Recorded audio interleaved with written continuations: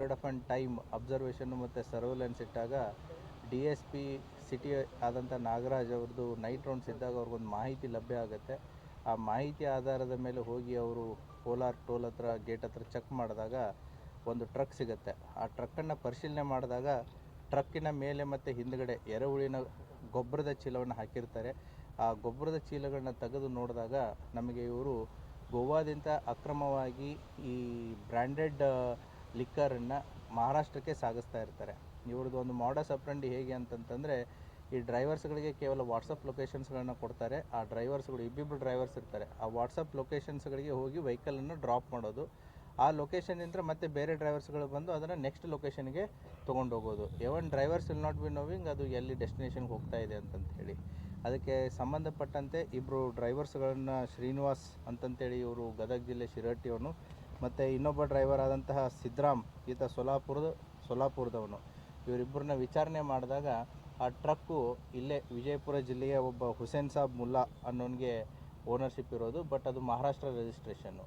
So that ಅದರ ಜೊತೆಗೆ ಇಲ್ಲಿ ಬಸವರಾಜ್ ಭಜಂತ್ರಿ ಅನ್ನುವಂಥ ಒಬ್ಬ ವ್ಯಕ್ತಿನೂ ಕೂಡ ಇದರಲ್ಲಿ ಇನ್ವಾಲ್ವ್ ಆಗಿದ್ದ ಈ ಸಾಗಾಟನೆಯಲ್ಲಿ.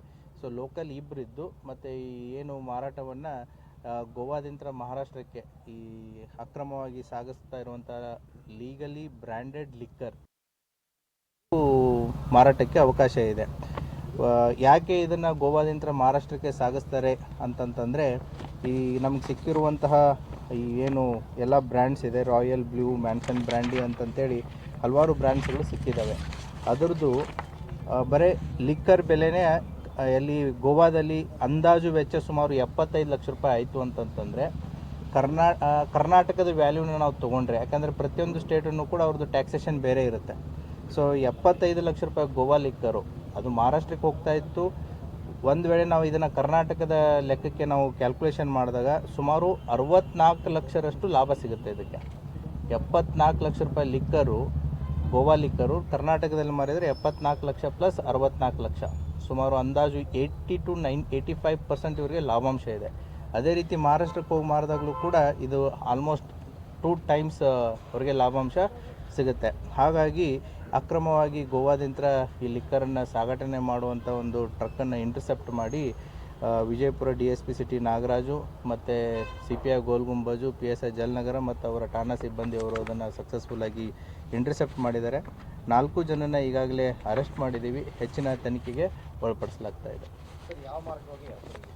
ಅದನ್ನು part of the investigation as per our present information ಅವರು ಧಾರವಾಡ ಜಿಲ್ಲೆ, ದೆನ್ ಬೆಳಗಾವಿ, ಬಾಗಲಕೋಟು ಮತ್ತು ಬಿಜಾಪುರ, ದೆನ್ ಸೊಲಾಪುರ, ಆ ರೀತಿ ಮೂಮೆಂಟ್ ಇದೆ.